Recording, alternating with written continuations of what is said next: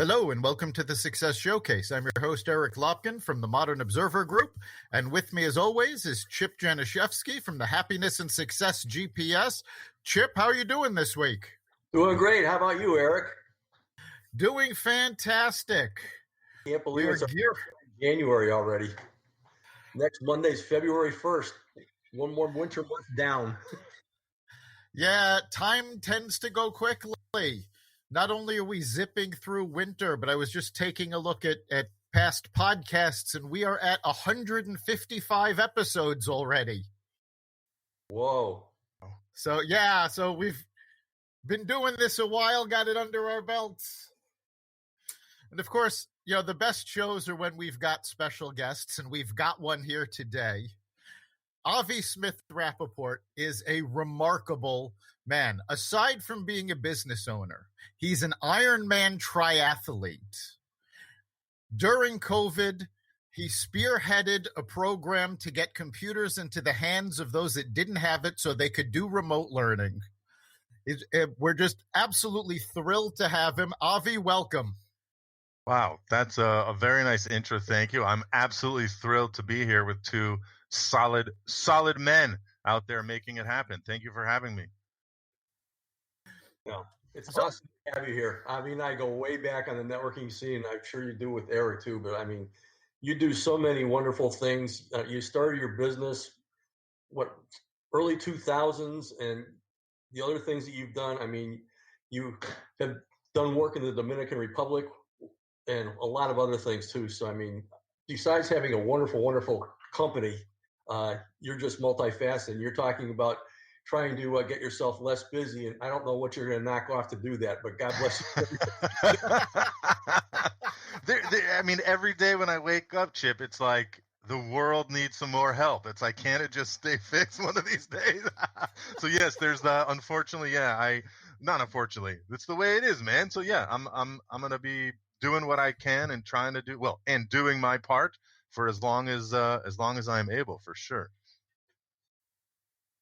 Yeah, and you've certainly done a lot, but let's start with your business. You founded it in the early 2000s.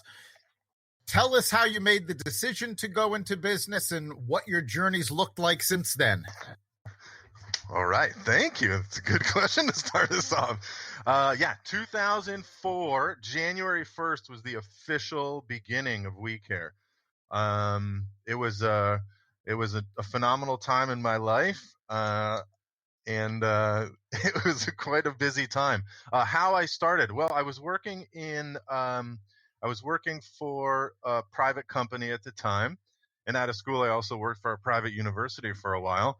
And I had my oldest son was already a couple years old by then, and my youngest son, he was just born, I guess, the year before, 2003. Yeah. So there was a lot going on in my family and personal life, and I was seeing the need for more for the family. We had a lot of new income needs and lots of things to buy with the kids growing up and all that great stuff. So initially, I just started We Care as a side kind of business. I did it on the weekends and nights because with young kids you're up anyway. So what's the difference? And very little kids, and that did really well. But the clientele I had were residential people that needed help, and they worked during the day, so they need help in the evenings or weekends. They didn't care, which was great. And things were going quite well at the job, but there was always this overriding feeling that I'm not sure if I was made or built to work for someone else, or at least the culture. I have this story that I share, which I believe it's true. I remember it to this day. On my first day of work at a private company, I was told by the HR manager person, whoever's going over my benefits, whatever they were, the term they used, this is day one of me working at this new exciting company. It was very exciting for me. A headhunter placed me there. It was this big deal for me. The word she said was, if you last past 6 months here, then then whatever would kick in. And I was like, slow down. Like, I'm all fired up and like, boom, like a kick right to the face. And yeah, so right then and there, that was, day one was already like, what's going on here? Is this a culture that I want to be a part of? Because you guys, I've known you guys for a while, so I certainly am very serious when we need to be serious. But why do anything if you're not going to have fun with it or enjoy it? So I don't know. I thought that, hey, maybe, just maybe, even though I'm just a guy, I was out of school, had a couple of years of work experience, maybe I could do something a little bit better, or something that's at least better for me and my family. And that's really where We Care kind of came about, and also what we stand for. The things with integrity and communication and those kinds of things that are very important for our entire team. I mean, that's really where it started getting shaped, seeing what other companies were doing that did not necessarily jive well with me and or make me feel good. Like, I can't imagine anyone coming into a company and being told something like that would make them feel good or excited about the position. I don't know. I could be crazy. You never know. No, that's definitely an odd comment to make to a new hire if you make it to 6 months. It's like they're basically telling you, we have a lot of turnover. You're probably not going to like it here. I mean, right? Like, yeah. And I was so new that I don't like, now when I hear myself say that, I'm like, yeah, I mean, you know a lot more of what was really behind that of what she was saying. But yeah. That was an interesting experience for me. But in a positive note, that's where We Care was born. And we've had our challenges over the years, but we're certainly on a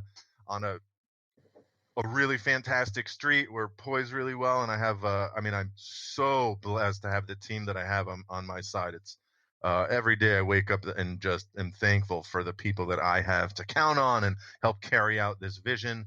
And we really have quite a tight-knit team also. Yeah, how big is your staff right now, Avi? Because I remember going back with our wonderful friend Jesse, and I think there weren't too many other people. Jesse was phenomenal. Yeah, right now we're about the 10 person mark. So we're just under that right now, and with but it's up in the air because we're doing really well. We did get hit quite a bit with COVID. Our customers got hit. I mean, we deal a lot, as you guys know, in small to medium-sized businesses, and luckily we deal in a lot of different industries, but a couple of industries that we support got hit real hard, and we had a number of clients that had to shut down their businesses, which is very unfortunate. And we're just trying to working with our current clients and new potential clients and figuring out plans that can really work even with all this uncertainty going on. So we're a really solid team, and that's where we are right now. Yeah. And so how has the business evolved since you started it? I mean, obviously you've grown, but you're also offering different services now than you used to. Absolutely. When I first started, so again, that's 2004. The idea of MSP or managed services provider was not a thing that existed, and that's just basically, guys, pretty much having an outsourced IT company to handle all your company's needs. And basically, we like to come up with one monthly fee to incorporate all of the services you'll need. So that's for us, when we come into new opportunities, new client conversations, this is the name of the game in the conversation. But years ago, that wasn't. That was a big thing we were working on that not everyone was ready for. So how it's changed, like way back when, was a very much there's still stores like this now. Some big box stores offer this. My computer is broken. We don't have any relationship with you. Let me come over and you can fix it, whatever it is. It needs a new hard drive, a new operating system. It's not turning on, all those kinds of things. So that's a pay-as-you-go kind of model. Well, that doesn't work so hot if you want to budget as a company. So using an IT support service, that doesn't really work well for you, because now you have $1,000 paying one month and $200 another month, and you're not sure, is everything working or not. So this model is a proactive model that we have now, where you're paying a monthly fee that, can go up or down depending on the number of users you have. But we like to come up with something that works for both of us. And then, it's consistent. And what you're getting with it is anything you're going to need pending, you grow by 20 employees or some major exciting things. That we'd tweak it from there. But yeah, this model is a lot more exciting for us because we're able to better budget our employees and their time and our clients as well. So we've had some clients who've been around for a long time. We have some fabulous clients. We have some really strong relationships with our clients, and we've been able to show with, we can come up with graphs and numbers and show them how their spending has been, and we can actually now provide more services for either the same or sometimes even a little bit less money, and just to really have them go to one place to take care of so much. It's really been helpful. And these days there's so many vendors doing this, and sometimes some vendors might, when things go wrong, instead of like helping solve the problem, they might start blaming. So we're really we like to get away from all those games, and we just like to deal with integrity. And when there's issues, we will handle the issue and we'll figure it out together, and we'll move on. So that's the biggest change for us. How we do business has changed. Is that what you were meaning, or kind of like what we're doing these days? That's a good answer. Keeping up with the technology and everything that's going on, because obviously everything is changing, going to social media and everything else. And one of the nice things that you do for your clients and for other people who aren't even your clients like me right now, is sending out your newsletter from time to time, or if something's going on, just an FYI type thing. And I'm sure that this is a great service to your clients, but to a whole lot of other people too. Thank you. Yeah, we really try to have our newsletter be. We like to have something. I don't really think we make it salesy at all. It's more. We try to make it teaching. So there's something to learn. Usually technology or something in the news, like you're saying. But we also want to put in like who we are. I think you mentioned before that the DR trips that unfortunately last year we didn't get to go to support the community there because of COVID. But in previous years, I've been going to the Dominican Republic, and when we share those stories coming back and the pictures, we got a lot of great feedback that people not only want to know what we can do for their networks and their employees and protect them, but also, hey, these are real people, and what are they doing in the world? So thank you for mentioning that. We never know how people are going to take it. Recently, I think you guys know, we ran a happiness seminar, and people were like, happiness seminar? What does that have to do with IT?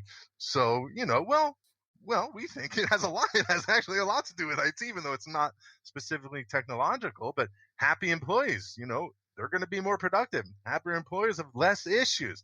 Happier people are more fun to be around.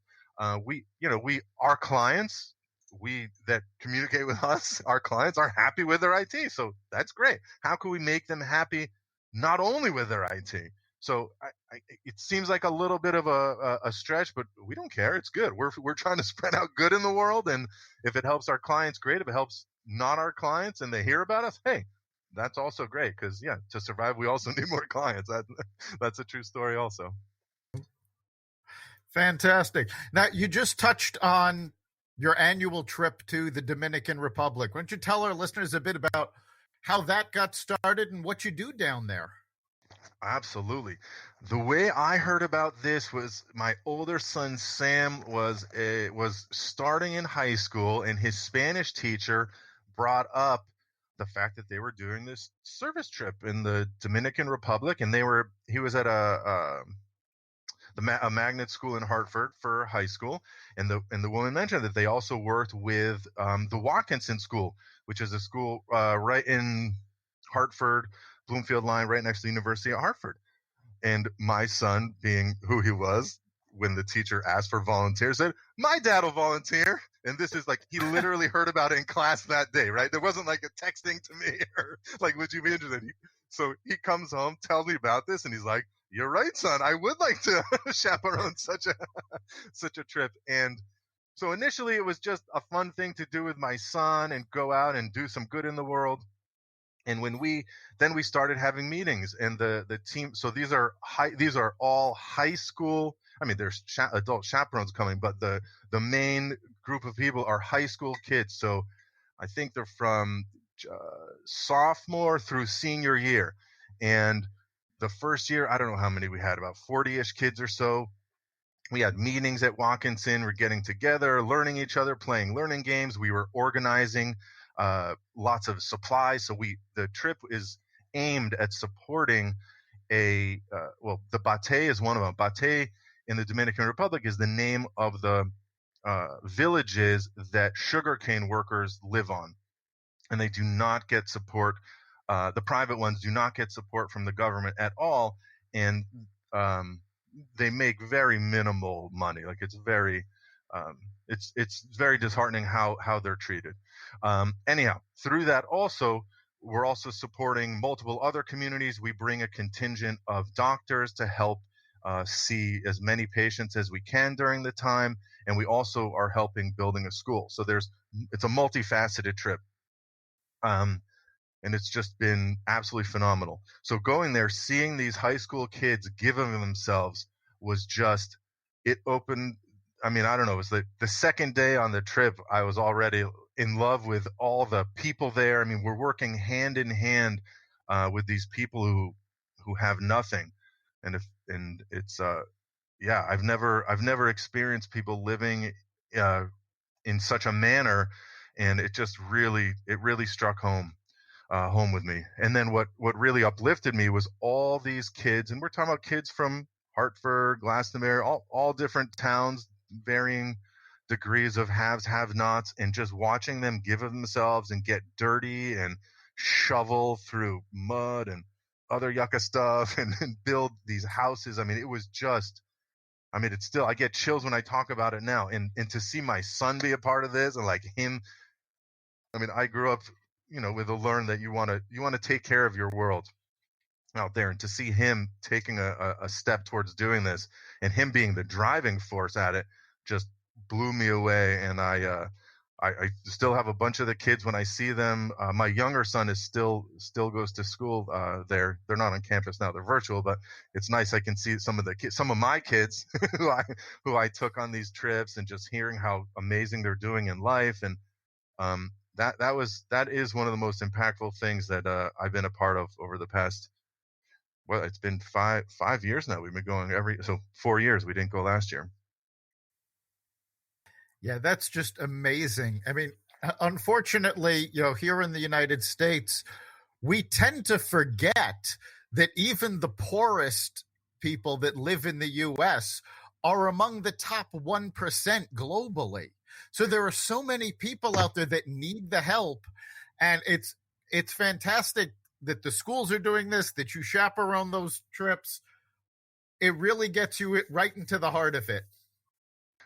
Absolutely. Yeah. I think you see news, but news is a little removed more often than not. And you don't, it's not really hitting you. Being there and working with these people and just interacting and seeing the smiles, and that these are people just like you, and they just are in these circumstances that they're in right now, and it's really, really hard to get out. And what can we do to support them? And the organization that we work with is doing more than just having us do that. They're helping to sponsor some of the kids who are more adept at school to try to help them, because when we can get those kids educated, they can become doctors or lawyers or whatever they want, and then they can help their families and help provide, because it's so hard when you're they're stuck. They can't go anywhere. They don't have money to go anywhere. A lot of them came over from Haiti with a promise of a better life, and it's pretty much there's a lot of stuff online you can see about the sugar trade and all that. I don't want to go into that because I want to keep it positive, but it's there's that. Thank you.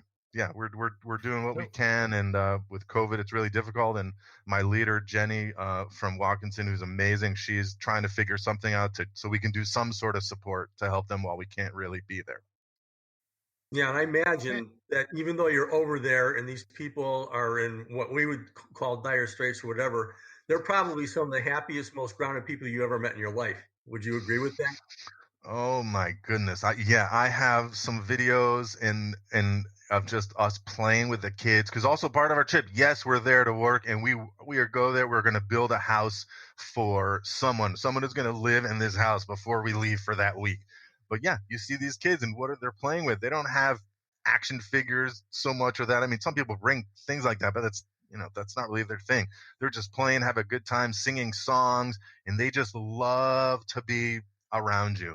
I mean, and just the smiles and it's yeah, it's just so wonderful. So a big part of that is also engaging in the community there while we're putting it together, because these are strangers coming in to come help. But like, okay, do they know me? So we're encouraged, and it's amazing watching the transformation of these kids. You're shaking hands with these people, looking them in the eye and listening, like showing them you are important. Tell me what's going on. I don't speak Spanish very well, so that I'm there to engage and I listen, and once in a while I can get an interpreter near me so I can actually have a bit of a conversation, which is nice. But even just existing with we're done carrying rocks for a while, and we just kind of hang out, and I don't know, sometimes you just stand there, you're like holding hands or just like looking at each other, and it's just perfect, just being with another human and showing them that they're important, because all their lives they've not been told that. So it's really important to me to instill that in them, and we come because we think you're worth it. You know what I mean? But yes, they're so happy, Chip, and we have a lot to learn from that for sure. Stuff doesn't make us happy. Yeah. Yeah, that's just absolutely amazing. Let's bring this back home.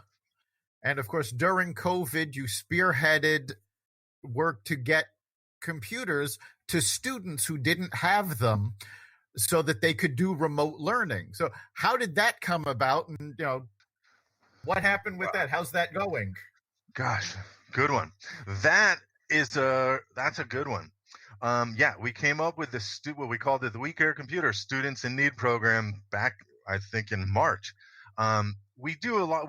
So I said before, we work with a lot of small to medium-sized businesses. So attorneys is one of our verticals. So, okay, you're a law firm and you're 20 people, 20 machines. Okay, you need new machines. So where do those 20 machines go? Oftentimes, if you're a company, you're upgrading at a reasonable interval, like 2 to 5 years, your machines to get new equipment, whatever. Well, so these machines can be usable for someone. So in the past, we'd recycle equipment for our customers, or they would recycle it with a local recycler. But all this stuff came out about virtual learning, and then we saw people looking for machines. So we thought, maybe this is an opportunity here. So Zach Coffey, he's our IT manager at WeCare, phenomenal guy. He got together and said, "Hey, I think we can get out some machines to people." I said, "Yeah, let's get this cooking." So we took in donations from customers. We took in donations from the public. We started posting about it. I did a bunch of videos talking about it. We also have a GoFundMe it's still up now because we still have so much need. But it was phenomenal. So we took in all these machines and all these recycled machines, and the guys worked tirelessly to clean them up, get things functional. All the kids needed a webcam, so those were, I think they're still scarce, but back then, oh my gosh, it was very hard to get our hands on any of those. But we got some donations, so it was phenomenal. So we've gotten out. Gosh, I don't know the last count, but if we look at it monetarily wise, I mean, over $50,000 in devices to students from all over the state. We started getting so many requests, and we just had to keep a list, and we got them out as fast as we could, and we still have more needs. So, yeah, I don't know if we do links with this or not, but I mean, at WeCare, you can find links to our GoFundMe page for their students in need. And it's been amazing, and the feedback is just phenomenal. I mean, I said it before, looking in the DR, like, it's very important education. So education for WeCare, for me, is also vital. So this was just like perfect. and some organizations recognized us, which was just so lovely. And we're looking to get out more machines to more kids, because there is so much more need right here at home than we would think, or than I thought, I should say. Yeah, you've done so much. And, we've talked about your building a business. We've talked about your trips to Dominican Republic and giving back to the community. And yet, with all of that going on, you have managed to be an Ironman triathlete. So, first of all, how do you make the decision to do an Ironman? Okay, well, I'll let first for our listeners, why don't you describe what an Ironman triathlon is? Okay, awesome. Yes, triathlon is my sport, and triathlon is swim, bike, run. So the first part of any triathlon is a swim portion, and then a bike portion, and then the run to finish it off. So an Ironman an Ironman distance triathlon is quite long. That's where you have a 2.4 mile swim to start your day. Then you have a 112-mile bike, and then you finish it off with a nice little marathon, which is 26.2 miles. I'm exhausted just hearing that. It's they're long, very fulfilling, oftentimes very difficult days, for sure. Oftentimes. Right. So how did you get started in that? Well, I've been into fitness. I guess I was into sports, so team sports. As you get older, it seemed, for me at least, it was harder to get a team together to do these things. Then you have wives and families and all this stuff to deal with. So, okay, what are some sports I could do on my own? So I think I picked up running initially, which I enjoyed. And then cycling, I was always very strong at cycling, and I enjoy it. So I was doing that. Then there was this teacher I worked at the JCC often, and there was this woman who's been doing these triathlons, and she's like, "Oh, you guys should totally come check it out." She's still at triathlon. She's awesome. Her name's Esther. Avon lady. She's awesome. Anyways, she was like getting everyone fired up about doing these triathlons. So I started right in Farmington, Winding Trails, and they had a triathlon series. So I think my first one was there. It's like, whoa, this is fun. And that was if we're going to talk distances, I think about a half-mile swim. It was mountain biking there, so a 5-mile mountain bike and then a 3-mile run. So it's more shorter than an Ironman. Certainly awesome. And I started there, and I just got the bug. I mean, it was challenging. I think it was challenging was my biggest thing, and it really pushed me. I mean, with everything going on, you're right. There's a lot going on in my life, and this is a very healthy outlet for me.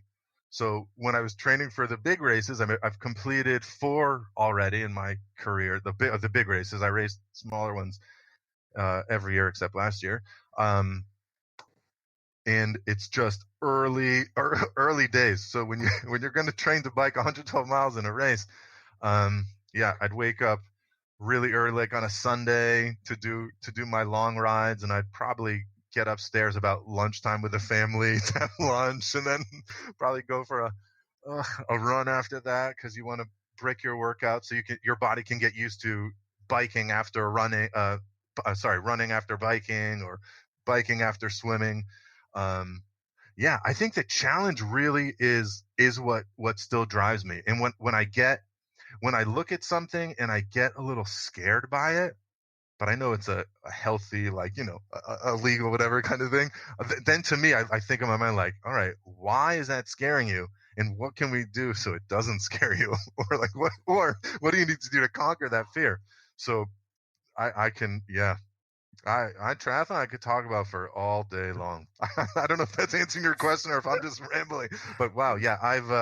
Triathlon is a big part of my life. And again, for those of you who are looking for healthy outlets or things to work out what you have going on in your head, I mean, swimming, biking, or running is great. If you want to put them together, even better. Happy to chat with anyone about that. But yeah, yeah, the challenge, man. The challenge is I think what drives me. That is amazing. And unfortunately, we are hitting the end of our time.